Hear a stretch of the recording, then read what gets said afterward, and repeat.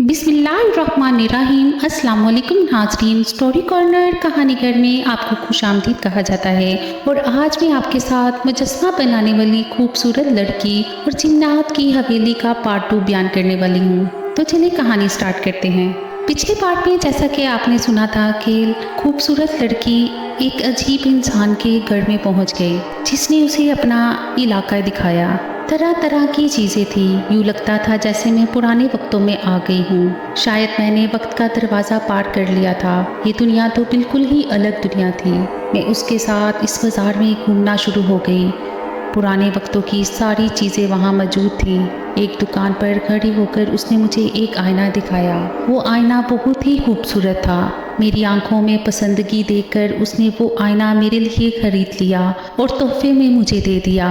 लेकिन एक शर्त रखी कि इस आईने को सिर्फ 14वीं की ही रात ही इस्तेमाल करूं।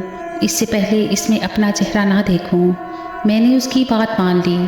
उस आईने के ऊपर एक कागज़ लगा हुआ था और मुझे 14वीं की रात ही उसे हटाना था। मैं वो आईना लेकर उसके साथ वापस उसके मकान में आ गई। उसने मुझे रहने के लिए कमरा दिया और बोला, तुम यहीं पर रह सकती हो। मैंने उस लड़के को बताया कि मैं मुजस्समा साजी में काफ़ी माहिर हूँ। बचपन से मुझ में ये हुनर है, लेकिन मेरे अब्बा मुझे मुजस्समा बनाने से मना करते हैं। उनसे छुपकर ये काम करती हूँ। क्या तुम मेरा हुनर देखना चाहोगे? उसने फ़ौरन से सर हिला दिया। मैंने उससे मिट्टी और बाकी चीज़ें मंगवाईं और वहीं बैठकर उसका मुजस्समा बनाने लगी। मैंने थोड़ा सा हिस्सा बनाया और उससे कहा कि बाकी मुजस्समा मैं कल बनाऊंगी। एक मुजस्समा बनाने में काफ़ी दिन लग जाते हैं। ये बहुत मेहनत और वक्त तलब का काम होता है। वो लड़का बोला, तुमने अब तक मुझे बताया नहीं कि तुम कहाँ से आई हो।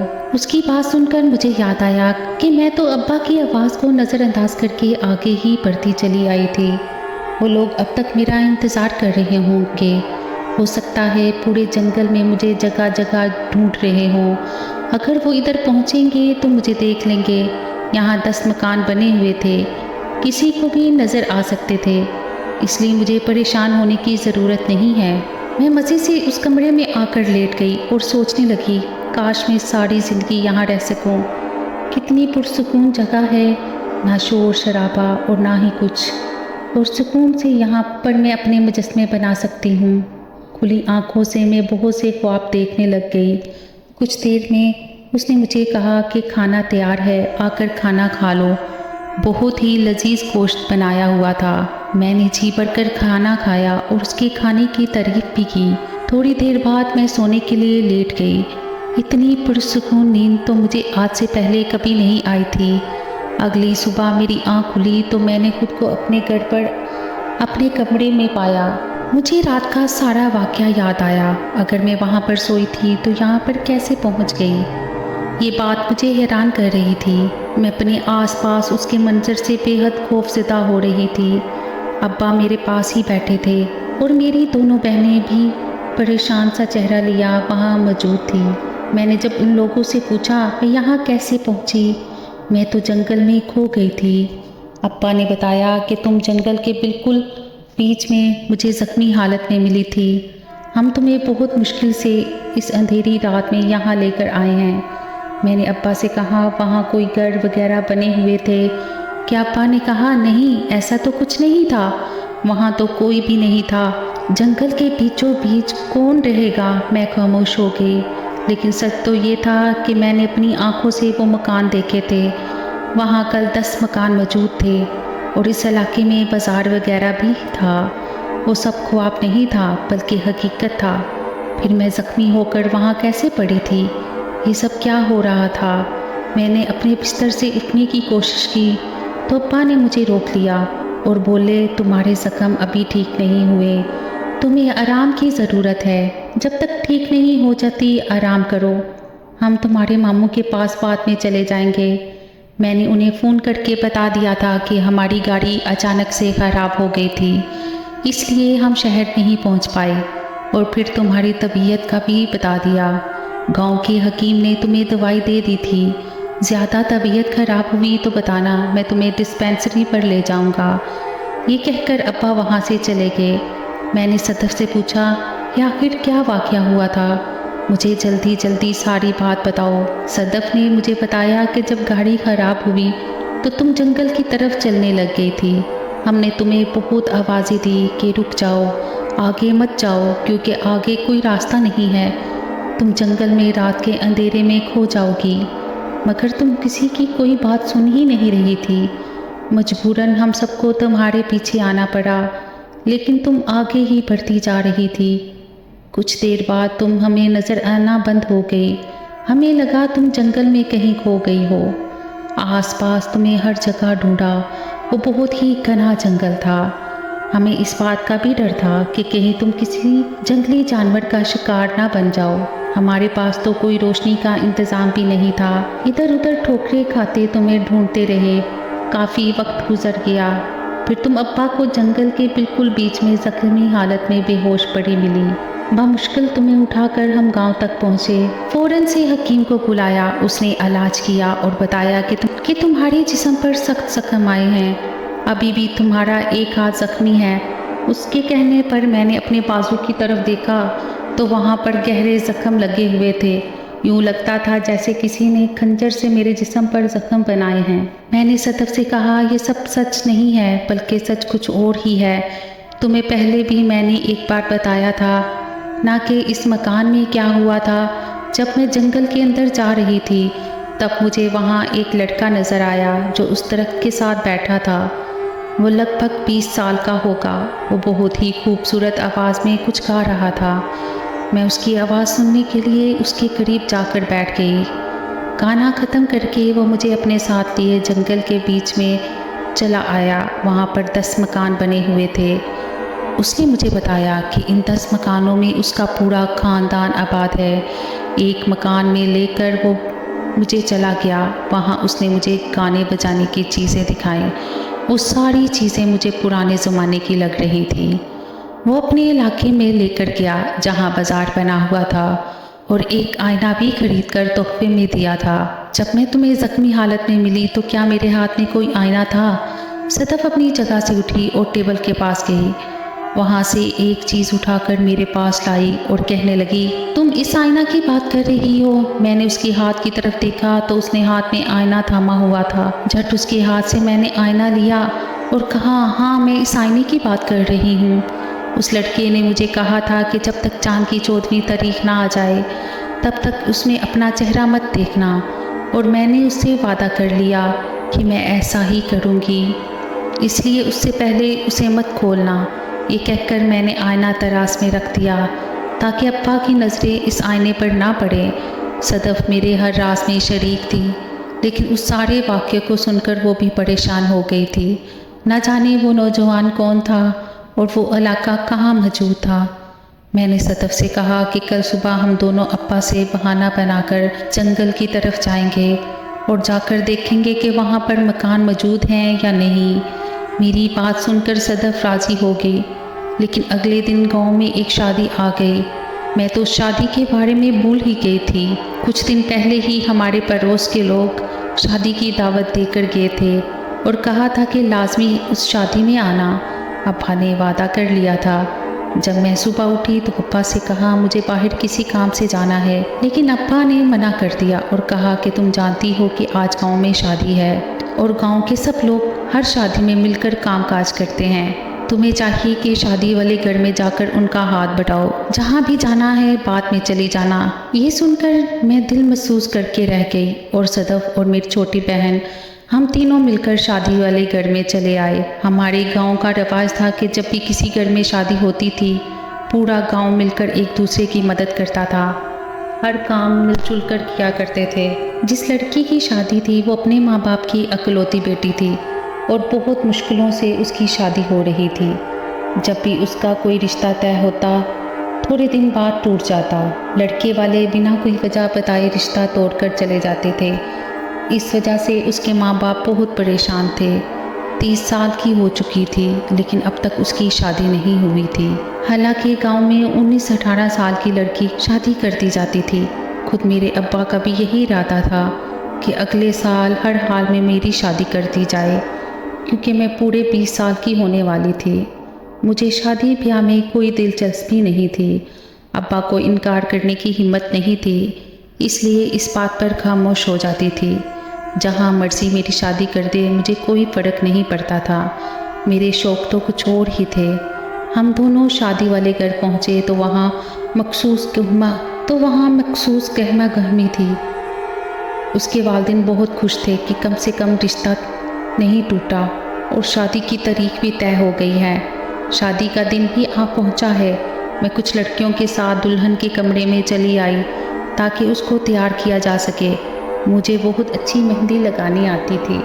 मैं अपने साथ मेहंदी लेकर आई थी ताकि दुल्हन को मेहंदी लगा सकूं। मैं अंदर गई तो वहाँ लड़कियाँ पहले से मौजूद थीं। मुझे देखकर कहने लगी, तुम आ गई, इतनी देर से तुम्हारा इंतज़ार कर रहे थे, कहाँ थी? चलो आओ जल्दी से लड़की को मेहंदी लगा दो। मैं उसके करीब बैठकर उसे मेहंदी लगाने लग गई। वो लड़की बहुत ज़्यादा खुश नज़र आ रही थी। मैंने उससे पूछा, क्या तुम इस रिश्ते से खुश हो? तो वो बोली, हाँ क्यों नहीं, इतने अरसे से मेरी शादी नहीं हो रही थी। दुआ करो आज सही सलामत शादी हो जाए, कोई मसला खड़ा ना हो। मैंने दिल ही दिल में उसकी खुशियों के लिए दुआ की और उसे अच्छी सी मेहंदी लगा दी। उस काम से फारिग होकर मैं बाहर आई तो देखा सदफ बाकी लड़कियों के साथ मिलकर दीगर काम करवा रही थी। मैंने उसे कहा, कुछ देर के लिए बाहर जा रही हूँ, तुम यहाँ संभाल लेना, किसी को पता नहीं चलना चाहिए कि मैं घर पर मौजूद नहीं हूँ, ख़ास तौर पर अब्बा को। सदफ कहने लगी, तुम कहाँ जा रही हो? मैंने उसे बताया, मैं उसी जंगल में जा रही हूँ। उसने मुझे रुकने को कहा कि अकेले मत जाओ, मैं भी साथ चलती हूँ, मगर मैंने उसे मना कर दिया क्योंकि अगर वो भी मेरे साथ निकल जाती तो किसी न किसी को शक हो जाता। हम दोनों की गैर मौजूदगी पर इसलिए बेहतर था कि वो वहीं पर रुकती और मैं अकेले जंगल की तरफ जाती। मुझे इस मसले को हल करना था कि आखिर उस दिन मैंने खुद अपनी आँखों से वो 10 मकानात देखे थे और वो इलाका देखा था, तो अब्बा और बहनों को क्यों नज़र नहीं आया? इन सब को भी तो देखना चाहिए था। मैं एहतियात से कदम उठाते जंगल की तरफ जाने लगी। मुझे वो रास्ता अच्छे से याद था। जंगल के किनारे पर पहुंची तो मेरा दिल तेज़ी से धड़कने लगा कि अगर वाकई में वहाँ पर कोई मकान नहीं हुआ तो खैर मैं आगे बढ़ने लग गई, क्योंकि तजस्सुस बहुत बुरी चीज़ होता है। मैं हर हाल में ये बात जानना चाहती थी कि उस इलाके का राज क्या है। चलते चलते मैं जंगल के बीचों बीच आ गई और ये देखकर हैरान रह गई कि वहाँ पर उस दिन की तरह आज भी 10-10 मकानात वैसे ही मौजूद थे। वो लड़का अपने मकान के बाहर बैठा आज भी गाना गा रहा था। मैं तेज़ी से उसके करीब आई और कहने लगी कि तुमने मुझे पहचाना? उस दिन मैं तुम्हारे साथ बाज़ार में गई थी और तुमने मुझे एक आईना भी लेकर दिया था। और वो लड़का बोला, हाँ मैं तुम्हें कैसे भूल सकता हूँ, उस दिन से तुम्हारा इंतज़ार कर रहा हूँ, तुम कहाँ चली गई थी? मैंने उसे सारा वाक़या कह सुनाया और कहा कि जब मेरे अब्बा और बहनें यहाँ पर आई तो उन्हें कोई भी मकान नज़र नहीं आया। ऐसा क्यों है? मुझे मकान नज़र आ रहे हैं और उन्हें नहीं। ये सुनकर उसके चेहरे का रंग बदल गया। मुझे लगा वो मुझसे कुछ छुपा रहा है। बहरहाल वो मुझे साथ लेकर अपने मकान में गया और कहने लगा, तुम उस दिन मेरा मुजस्मा बना रही थी ना, आज बाकी का मुजस्मा पूरा कर दो। वो मेरे सामने आलती पालती मार कर बैठ गया। मैंने उसका मुजस्मा बनाना शुरू किया। शाम तक मैं मुजस्मा बनाकर फारिग हो गई थी कि वक्त गुजरने का एहसास ही नहीं हुआ। जैसे ही मैं मुजस्मा बनाकर फारिग हुई तो मुझे याद आया, मैं तो शादी वाले घर में छुप कर आई थी। अब तक शायद सबको पता चल गया हो कि मैं गायब हूँ। अब्बा तो बहुत ज़्यादा गुस्सा करेंगे कि मैं बिना उन्हें इत्तला दिए कहाँ चली गई। अब मुझे जल्द से जल्द वापस गांव जाना था। मैंने उस लड़के से कहा कि मेरा काम मुकम्मल हो गया है, मैं वापस अपने गांव जाना चाहती हूँ। काफ़ी देर हो चुकी है, मेरे घर वाले मुझे तलाश करने लग जाएंगे। वो बोला, नहीं अभी मत जाओ, अभी कुछ काम और भी बाकी हैं। मेरे ख़ानदान में और लोग हैं जिन्हें तुमसे मुजस्मा बनवाना है। उनके मुजस्मे बनाए बिना तुम्हें यहाँ से नहीं जा सकती। उसके साथ इस वक्त मैं बहस नहीं कर सकती थी। अगर उसने मुझे नुकसान पहुंचा दिया तो वैसे भी मैं जंगल के बीचों बीच तन्हा अनजान लोगों में मौजूद थी, तो बेहतर था कि एहतियात से काम लेती। मैंने उसे नरमी से समझाने की कोशिश की, कि अगर मेरे घर वालों ने मुझे ढूंढना शुरू कर दिया तो बहुत मुश्किल पेश आ जाएगी। मैं ये काम उनसे छुप कर करती हूँ, प्लीज़ अभी तुम मुझे जाने दो। मेरी मिन्नत का उस पर कोई असर नहीं पड़ा और वो अपने ख़ानदान की एक लड़की को मेरे पास लाया और कहने लगा, ये मेरी बहन है, तुम इसका भी मुजस्मा बना कर दो, उसके बाद तुम जा सकती हो, मैं खुद तुम्हें छोड़कर आ जाऊँगा। मजबूरन मैं वहीं बैठकर उस लड़की का मुजस्मा बनाने लगी। अभी मैंने आधा मुजस्मा ही बनाया था कि मुझे अचानक से नींद आ गई। जब दोबारा मेरी आँख खुली तो मैंने अपने आप को अपने घर में पाया। उस दिन की तरह आज फिर मैं वहाँ सोई और उठी यहाँ पर थी। ये काफ़ी अजीब हो रहा था। दोबारा से मेरे हाथ पाँव पर ज़ख्म मौजूद थे। मैंने अपनी बहन से पूछा कि क्या हुआ था। उसने मुझे सारा वाक़या सुनाया कि हम सब शादी के हंगामों में मसरूफ़ थे। अब्बा ने तुम्हारा पूछा, जब तुम्हें ढूंढने लगे तो तुम कहीं नहीं मिल रही थी। मुझे लगा था कि तुम थोड़ी देर में वापस आ जाओगी, लेकिन जब तुम नहीं मिली तो मैंने अब्बा को सब सच बता दिया कि तुम जंगल में गई हो। ये सुनकर वो गुस्सा हो गए। तुम्हें हर जगह ढूंढ लिया लेकिन तुम नहीं मिली। रात के वक्त जाकर तुम शादी वाले मकान के पिछले हिस्से में ज़ख्मी हालत में पड़ी मिली, बिल्कुल वैसे जैसे उस दिन जंगल में मिली थी। ये सब तुम्हारे साथ क्या हो रहा है? मैंने तुम्हें पहले ही मना किया था, ऐसे कामों में मत पड़ो।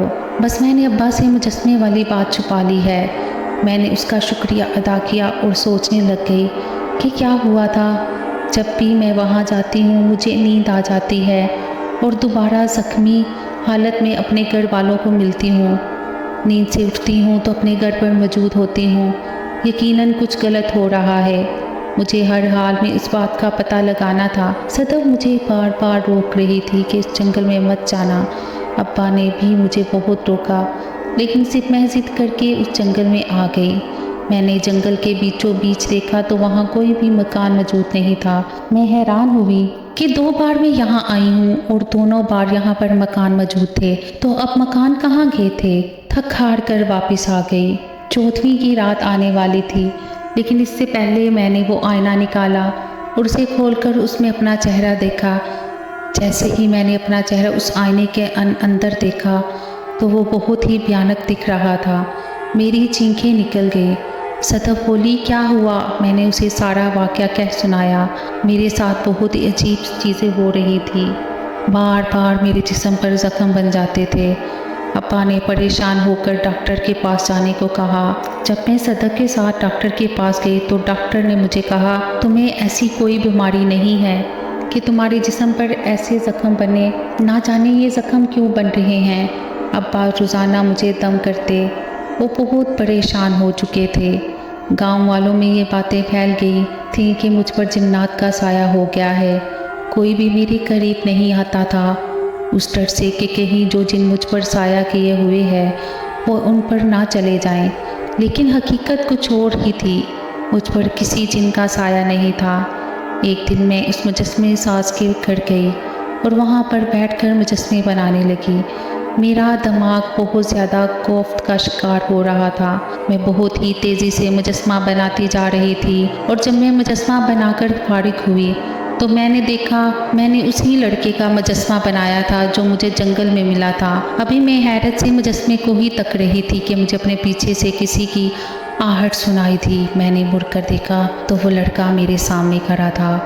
उसे वहाँ देखकर मैं परेशान हो गई कि इस घर में ये लड़का क्या कर रहा है। जब मैंने उससे बातचीत की तो उसने मुझे बताया कि मैं दरअसल एक जिन्नात के ख़ानदान से ताल्लुक़ रखता हूँ और जंगल के बीचों बीच ही हम लोग रहते हैं।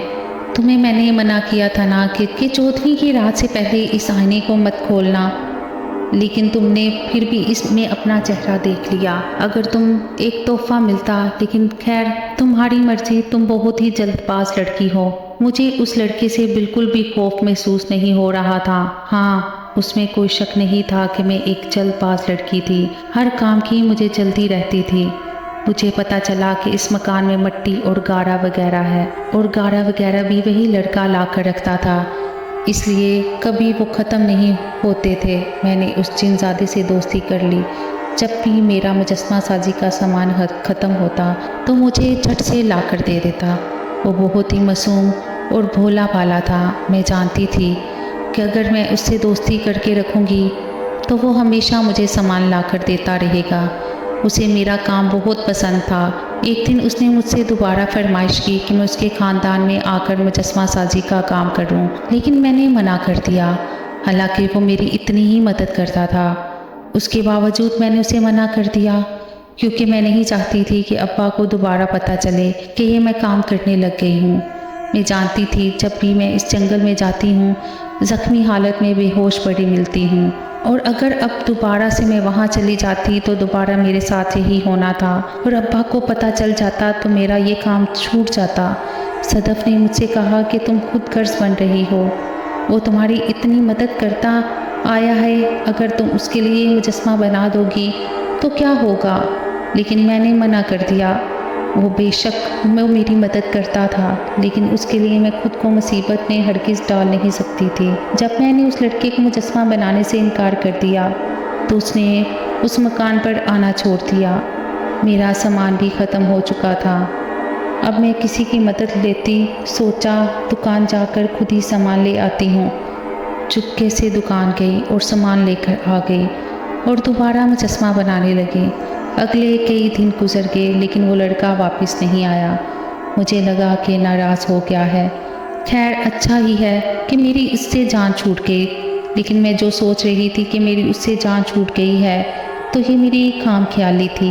मैं हमेशा से उसका फ़ायदा उठा रही थी, और जब उसने मुझसे कहा कि मैं वहाँ चलकर मुजस्समा साजी करूँ तो मैंने मना कर दिया। कुछ दिन बाद वो दोबारा से मकान में आया और बहुत ही उखड़ लहजे में मुझसे मुखातिब होकर कहने लगा, मेरे साथ चल रही हो या नहीं, मैं तुम्हें सही सलामत वापस पहुंचा दूंगा। मैंने गुस्से से इनकार कर दिया और कहा कि मैं तुम्हारी नौकर नहीं हूँ जो तुम मुझे इस तरह हुक्म दे रहे हो। मेरा ऐसा लबो लहजा सुनकर उसने सारे के सारे मुजस्समे तोड़ दिए। अपने काम को यूं बिखरते देखकर तो मेरा पारा चढ़ गया और मैं ज़ोर ज़ोर से उससे बहस करने लगी। ये भूल गई थी कि वो एक इंसान नहीं बल्कि एक जिनज़ादा है। मेरे चलाने की आवाज़ें घर से बाहर तक जा रही थी। गांव के लोग वहाँ जमा होना शुरू हो गए थे। मैं आखिर क्यों चला रही हूँ? सब घर के अंदर आए तो देखा वहाँ कोई मौजूद नहीं था, क्योंकि वो तो जिनज़ादा था और सिर्फ मुझे ही नज़र आ रहा था। हम दोनों के बीच काफ़ी बहस बढ़ चुकी थी और उसने सारे मुजस्समे तोड़ दिए। मेरा सारा सामान भी बर्बाद कर दिया और वहाँ से चला गया। मैं चला चला कर रो रही थी। अब्बा ने जो देखा कि उस मकान के अंदर इतने मुजस्समे हैं और वो सब के सब मैंने बनाए हैं, तो वो गुस्से में मुझे वहाँ से घर वापस ले गए और मुझसे कहा कि आइंदा मैं घर से ना निकलूँ। गांव वाले अब्बा का मजाक उड़ा रहे थे कि खुद तो मौलवी हैं और उनकी बेटी मुजस्समे बनाती है। अब्बा सबके सामने शर्मिंदा हो गए थे और वो घर से निकले और बुलडोज़र मंगवाकर गांव वालों के साथ मिलकर उस मकान को गिरा दिया, ताकि दोबारा कोई यहाँ आकर मुजस्समा बनाने की कोशिश ना करे। मैं बहुत रोई पीटी, मगर अब्बा ने दोबारा मुझे ये काम नहीं करने दिया। जब से इस जिनज़ादे से मेरा झगड़ा हुआ था, उसके बाद से मेरे साथ अजीब से वाक़यात होना शुरू हो गए। सबसे पहले तो मेरे दोनों हाथ फालिज ज़दा होने लग गए थे। कोई भी काम ठीक से नहीं कर पाती थी, किसी भी चीज़ को अच्छे से पकड़ नहीं पाती थी।